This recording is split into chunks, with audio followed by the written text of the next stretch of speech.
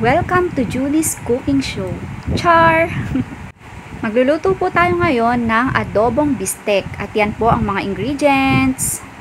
Na-marinate ko na po yung karne sa toyo, kalamansi at paminta. So maglagay na tayo ng mantika sa kawali at painitin bago igisa ang bawang at sibuyas. Hi! Talagang may pagkaway pa nga, ano? At ilagay na nga natin ang bawang. Then, halu-haluin lang ng konti at isunod na ang sibuyas. Pero pwede din naman unahin ang sibuyas, then bawang. Pwede ring sabay, diba? So, gisa lang natin ng kaunti, then isunod na natin ang karne.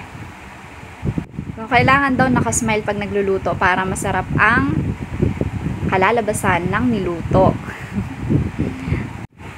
After natin may gisa ang bawang at sibuyas, ilagay na natin ang karne. Huwag po natin isasama ang sabaw at later gagamitin din po natin yan.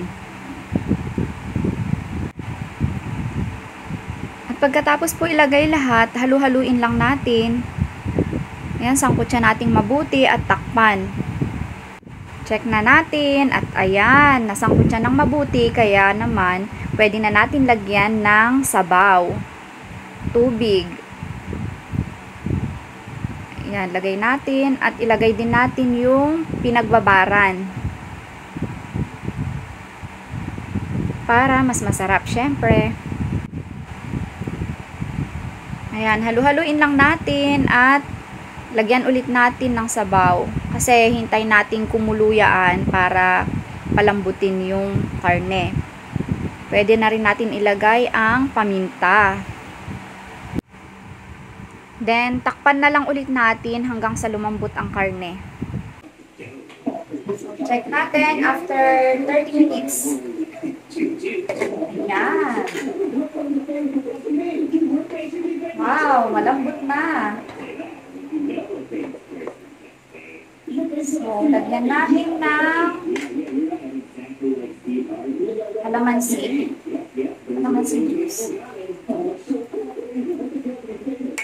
Then, lagyan natin ng sugar.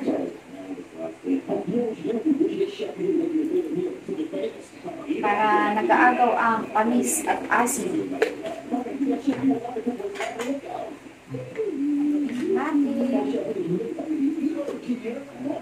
Then, lagyan natin ng sili. Optional lang po ito. And ang final sibuyas. Kung meron po kayong white onions, pwede po ito itapis na lang. So, red ang ginamit natin. Lutuin lang natin ng konti. Then, okay na. Ready to serve na.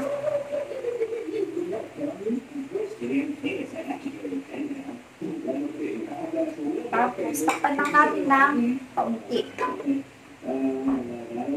Lahat ng maluto. Ayan. Wow. Ang bango. Masarap. Wow. So, luto na. Thank you for watching. God bless.